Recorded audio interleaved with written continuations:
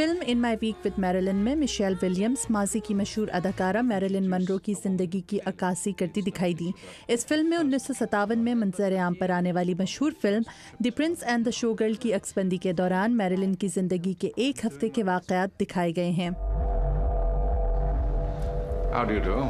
Film the girl with the dragon tattoo میں اداکارہ رونی مارا نے لسبتھ سلینڈر کا کردار نبھایا ہے۔ لسبتھ ایک کمپیوٹر ہیکر ہے اور ایک ایسے صحافی کی مدد کر رہی ہے جو سویڈن میں پچھلے 40 سال سے غائب ایک عورت کی تلاش میں ہے۔ Who do you think you are? I'm the guy you know better than my closest friends do. فلمی ناقدین کہتے ہیں کہ رونی مارا نے یہ کردار بہت عمدگی سے نبھایا، لیکن ان کے نزدیک لسبتھ سلینڈر کا کردار اتنا جاندار نہیں کہ اس کی بنیاد پر آسکر حاصل کیا جا سکے۔ I've been thinking I might purchase a little business. جبکہ اداکارہ گلین کلوز کو بھی ایسی ہی صورتحال کا سامنا ہو سکتا ہے، جنہوں نے فلم ایلبرٹ نوبس میں ایلبرٹ کا کردار بخوبی ادا کر کے آسکر کی دوڑ میں اپنا نام درج کرایا۔ Albert. Your real name? Albert. فلمی مبصرین اسے گلین کلوز کی زندگی کی بہترین اداکاری قرار دے رہے ہیں، لیکن وہ یہ بھی کہتے ہیں کہ آسکر میں انہیں سخت حریفوں کا سامنا ہے۔ Shall we join the ladies?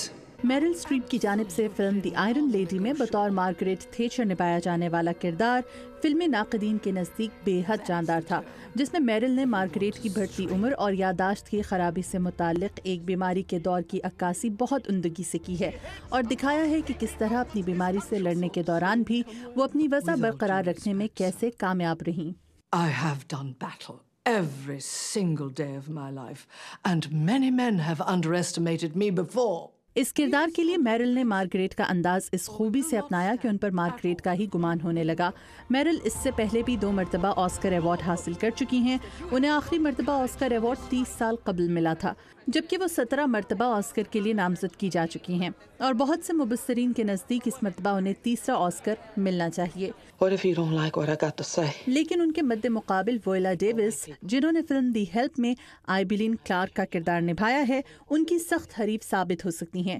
یہ کردار ایک ایسی افریقی امریکی خاتون ملازمہ کا تھا جس نے اپنی زندگی داؤ پر لگا کر اپنی کہانی چھپوائی۔ I promise we'll be careful. It's already ain't careful, Mosquito. Viola Davis نے اس کردار میں افریقی امریکی خواتین کی زندگی کی اس اذیت کو دکھایا ہے کہ کس طرح امریکہ میں 60 کے عشرے میں افریقی امریکی خواتین سفید فام لوگوں کے بچوں کو پال پوس کر بڑا کرتی تھیں، جبکہ ان کے اپنے بچے اکیلے رہنے پر مجبور تھے۔ اگر انہیں یہ ایوارڈ مل گیا تو یہ صرف ان کے لیے ہی نہیں بلکہ ان تمام افریقی امریکی خواتین کے لیے ہوگا جو اپنی زندگی کی گاڑی چلانے کے لیے سفید فام لوگوں کی ملازمت اختیار کرنے پر مجبور تھیں۔ پینیلوپی پولو کے ساتھ مدیحہ انور، اردو VOA۔